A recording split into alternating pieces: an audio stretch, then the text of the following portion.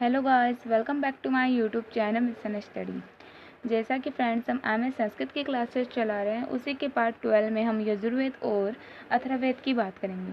Friends, ये Bikaner university, Ajmer university, Jodhpur university और Kota university की सेकेंड यूनिट में इसी के नाम से हैं। और वीडियो शुरू करने से पहले यदि आपने हमारे यूट्यूब चैनल मिशन स्टडी को सब्सक्राइब नहीं किया तो सब्सक्राइब कर लीजिए एंड लाइक कर लीजिए and don't forget to press the bell icon. तो पहले हम इसका सिलेबस डिस्कस करेंगे। तो ये एमए संस्कृत प्री की सेकेंड यूनिट का सिलेबस है। तो बीकानेर यूनिवर्सिटी में यह सिर्फ संकल्प सूक्त का 34वां अध्याय और अथर्ववेद इसके अंतर्गत मेघा जन्म पहले अनुवाक का पहला सूक्त। ऋग्वेद में तो हम अनुवाक की जगह मंडल यूज़ करते, तो हम इसमें अथर्ववेद में हम अनुवाक यूज़ करेंगे, मंडल की जगह हम अनुवाक यूज़ करेंगे। तो मेघा जन्म पहले अनुवाक का पहला सूक्त है। शाला निर्माणम जो कि तीसरे अनुवाक का 12वां सूक्त है। राष्ट्रीय सभा जो कि 7वें अनुवाक का 12वां सूक्त है। भूमि सूक्त जो कि 12वें अनुवाक का पहला सूक्त है। काल सूक्त जो कि 19वें अनुवाक का 53वां सूक्त है। सेकंड, अजमेर यूनिवर्सिटी का सिलेबस है यजुर्वेद और अथर्ववेद। जोधपुर यूनिवर्सिटी सिर्फ संकल्प सूक्त का 34वां अध्याय, सोम सूक्त जिसके 6वें अनुवाक का पहला सूक्त। अथर्ववेद काल सूक्त में 19वें अनुवाक का 63वां सूक्त, पृथ्वी सूक्त जो कि 12वें अनुवाक का पहला सूक्त। कोटा यूनिवर्सिटी अथर्ववेद राष्ट्राभिवर्धनम पहले अनुवाक का 29वां सूक्त, काल सूक्त 19वें अनुवाक का 53वां सूक्त और एक मंत्र का पदपाठ। पदपाठ हम अगले वीडियो में डिस्कस करने वाले हैं। आपको पूरी प्रोसेस बताएंगे कि पदपाठ कैसे किया जाता है। तो फ्रेंड्स, आज की वीडियो में हम बात करने वाले हैं सिर्फ संकल्प सूक्त का सार, जिसमें कि 6 मंत्र हैं और कृष्ण यजुर्वेद की शाखाओं का नाम, अथर्ववेद काल सूक्त अभिप्राय जो कि 19वें अनुवाक का 53वां सूक्त है और राष्ट्रीय सभा सूक्त का अभिप्राय जो कि 7वें अनुवाक का 12वां सूक्त है। सामवेद का वैशिष्ट्य पढ़ेंगे अर्थात सामवेद की विशेषताएं पढ़ेंगे। भूमि सूक्त जो कि 12वें अनुवाक का पहला सूक्त है। मेघा जन्म सूक्त जो कि पहले अनुवाक का पहला सूक्त है। ग्रह निर्माण जिसको हम शाला निर्माण सूक्त भी कहते हैं, इसका यह तीसरे अनुवाक का दूसरा सूक्त है। चलिए शुरू करते हैं वीडियो। तो पहले हम बात करेंगे यजुर्वेद शिव संकल्प सूक्त है, एकस्य मंत्र से सार है। तो यजुर्वेद के शिव संकल्प सूक्त का 34वां अध्याय है, जिसमें एक मंत्र का सार इस प्रकार है।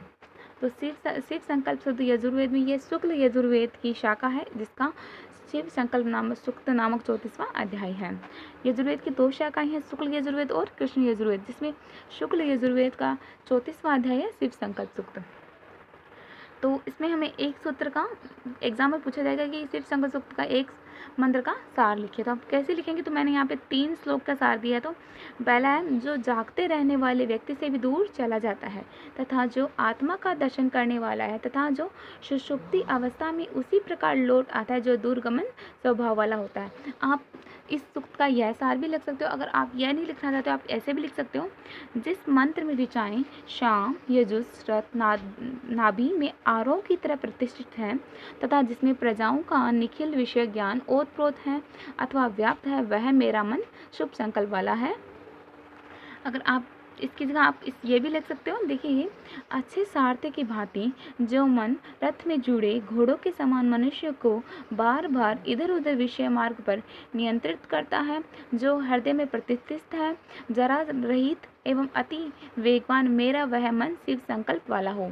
तो हमें पूछा गया था कि यजुर्वेदस्य शिव संकल्प सूक्तस्य एकस्य मंत्रस्य सार। तो मैंने यहाँ पे 3 श्लोक के यहाँ पे मैंने सार दिए। तो ये पहला सार है, ये दूसरा सार है और ये तीसरा सार है। आप इनमें से एक मंत्र का सार लिख सकते हो। सेकंड क्वेश्चन हमारा, कृष्ण यजुर्वेदस्य शाखा नाम नामोल्लेखें करणीय। तो मैंने आपको यजुर्वेद की 2 शाखाएं बताई थी, शुक्ल यजुर्वेद और कृष्ण यजुर्वेद। अब हम बात करेंगे कृष्ण यजुर्वेद की। तो कृष्ण यजुर्वेद की 4 संहिताएं हैं। तैत्तिरीय संहिता, पहली जो संहिता है वो तैत्तिरीय संहिता, तो यह कृष्ण यजुर्वेद की सबसे प्रमुख संहिता है। कृष्ण यजुर्वेद की सबसे प्रमुख संहिता तैत्तिरीय संहिता है। यह संवांगपूर्ण शाखा है। इसके ब्राह्मण, आरण्यक, उपनिषद, स्रोत, गृह, धर्म, सूत्र सभी प्राप्य हैं। सेकंड इसकी संहिता मैत्रायणी संहिता। तीसरी काटक संहिता, जिसे हम कट संहिता भी कह सकते हैं। चौथी संहिता है कपिष्टल संहिता। तो कृष्ण यजुर्वेद की 4 ही संहिताएं हैं, तैत्तिरीय संहिता, मैत्रायणी संहिता, काटक या कट संहिता, कपिष्टल संहिता। अथर्ववेदे काले सूक्तस्य ऋषि देवता छंद लेख्य। तो अथर्ववेद के काल सूक्त में काल चक्र का वर्णन किया। अब काल सूक्त में ही काल चक्र का वर्णन है। काल के चक्र के रूप की व्याख्या अपेक्षित है। तो त्रिशिक्षा ब्राह्मणोपनिषद का कथन है कि अंतर्मुखी होकर काल के अवयवों अहरात्रि आदि को जाना जा सकता है। काल सूक्त के ऋषि हैं भृगु। काल सूक्त के देवता है काल, स्वयं काल है, काल चक्र का वर्णन किया गया तो काल ही इसके देवता है। काल सूक्त का छंद है अनुष्टुप। तो इसमें बताया गया है कि पहले और चौथे सूत्र में श्लोक, तो पहले और चौथे श्लोक में तो त्रिष्टुप छंद है और पांचवें में निश्चित और पुस्तात वहती छंद है। अथर्व सेक्शन है अपना हमारा अथर्ववेदस्य काल इत्यस्य सूक्तस्य का अभिप्राय। अथर्ववेद के काल सूक्त में काल चक्र का वर्णन है। इसमें कलात्मक वस्तुओं को व्याप्त कर लेने वाले वह अश्व सप्तम रश्मि वाले सहस्र नेत्र वाले नित्य युवा भूरी वीर्य मुक्त हैं। उस अश्व रूप पर बुद्धिमान ही आरूढ़ होते हैं। उस अश्व के चक्र समस्त लोक हैं। धूलोक और प्राणियों को आश्रय देने वाली पृथ्वी को काल ने ही प्रकट किया। भूत भविष्य और वर्तमान भी इसी काल के आश्रित हैं।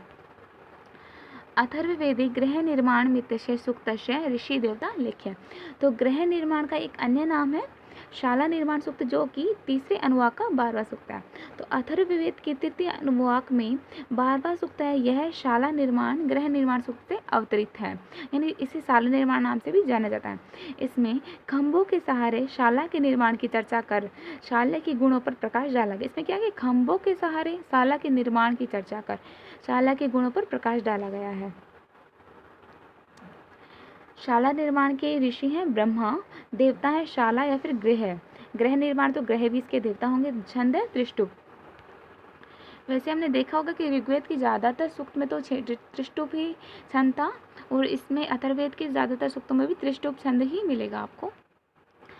राष्ट्र सभा सूक्तस्य का अभिप्राय संस्कृत लेख्यो। तो राष्ट्र सभा सूक्तस्य अथर्ववेदे अति, यानी कि राष्ट्र सभा सूक्त हुआ है अथर्ववेद का है। प्रसिद्धम सूक्तो अस्ति, अथर्ववेद का प्रसिद्ध सूक्त है। राष्ट्र सभा सूक्ते सर्वप्रथम सभायाम स्वरूप वर्णनम चोक्तम, यानी कि राष्ट्र सभा सूक्त में सर्वप्रथम सभा के स्वरूप का वर्णन किया गया है या फिर कहा गया है। चोक्तम यानी कहा गया है।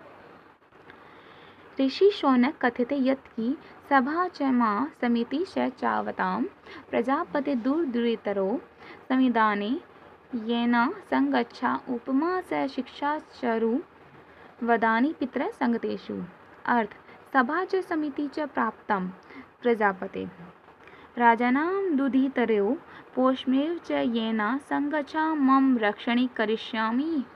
हे पितर मम संगतेषु शिक्षा सद्बुद्धे प्रदानी सभाया मम आचरणे विवेक च नर्मता पूर्वकाया कथ्यते। तो इसका आशय भी संस्कृत में ऋषि शौनक ने कहा था सभा के बारे में, तो इसका आशय भी हमें संस्कृत में ही प्राप्त होता है। अब हम बात करेंगे सामवेदस्य वैशिष्ट्यम लिखितम। सामवेद का मुख्यतः संबंध गीति से है। गीति काव्य बोल सकते हैं, तो गीति से माना गया तो सामवेद का मुख्यतः संबंध गीति से है। सामवेद में प्रपाठक हैं, इसमें प्रपाठक हैं, ठीक है। अथर्ववेद में अनुवाक है, ऋग्वेद में मंडल है, तो सामवेद में क्या हुआ प्रपाठक, और यजुर्वेद में अध्याय है। तो जैसे कि हम स्टार्टिंग से एक बार फिर बता देना आपको, ऋग्वेद में मंडल है, यजुर्वेद में अध्याय है, सामवेद में प्रपाठक है और अथर्ववेद में अनुवाक है। तो सामवेद का मुख्य संबंध गीति से है। सामवेद में प्रपाठक हैं जिन्हें अध्याय व मंडल कहा जाता है। सामवेद को गंधर्व वेद के नाम से भी जाना जाता है। सामवेद में साम के माध्यम से देवताओं को प्रसन्न किया जाता है। सामवेद गीति काव्य का अन्यतम उदाहरण है। तो सामवेद जो है वो गीति काव्य का ही अन्यतम उदाहरण है। राष्ट्र सभा सूक्त है क अभिप्राय क छंद है क देवता क ऋषि। तो राष्ट्र सभा सूक्त अथर्ववेद से उदत है, जो 7वें अनुवाक का 12वां सूक्त है। इसमें सभा व समितियां प्रजापति राजा के लिए पुत्रों के समान पोषण करने योग्य है। तो सभा व समिति को प्रजापति दक्ष की ही पुत्रियां मानी गई हैं। वे दोनों अर्थात सभा व समिति राजा की रक्षा करें। देवता सभा समिति प्रभृति। इसके ऋषि हैं शौनक। छंद है त्रिष्टुप अनुष्टुप। भूमि सूक्त क अभिप्राय क ऋषि क छंद क देवता। तो भूमि सूक्त पृथ्वी सूक्त, यानी भूमि सूक्त का एक अन्य नाम है पृथ्वी सूक्त। अथर्ववेद से उदत है। यह 12वें अनुवाक का पहला सूक्त है। इस सूक्त में पृथ्वी को धारण करने योग्य तत्वों का चित्रण किया गया है और उससे लोक को विस्तृत और विशाल करने की प्रार्थना की गई है।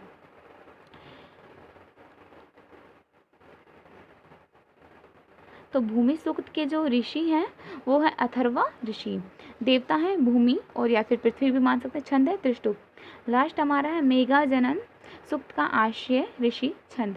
तो मेघाजनन सूक्त प्रथम अनुवाक का प्रथम सूक्त है। तो ये प्रथम अनुवाक का प्रथम सूक्त है मेघाजनम। इसमें ब्रह्मा से असाधारण बल के लिए प्रार्थना की गई है और ब्रह्मा से संपूर्ण ज्ञान प्रदान करने हेतु प्रार्थना की गई है। तो मेघाजनम सूक्त के जो ऋषि हैं वो अथर्वा है। तो जैसे कि हमने पढ़ा कि भूमि सूक्त के ऋषि, ये देखिए भूमि सूक्त जो है इनके ऋषि भी अथर्वा हैं। और तो फिर मेघाजनम सूत्र के सूक्त के ऋषि हुए अथर्वा। देवता है वाचस्पति। छंद है अनुष्टुप। इसी के साथ आज का हमारा ये वीडियो कंप्लीट होता है। Thank you. Thanks for watching.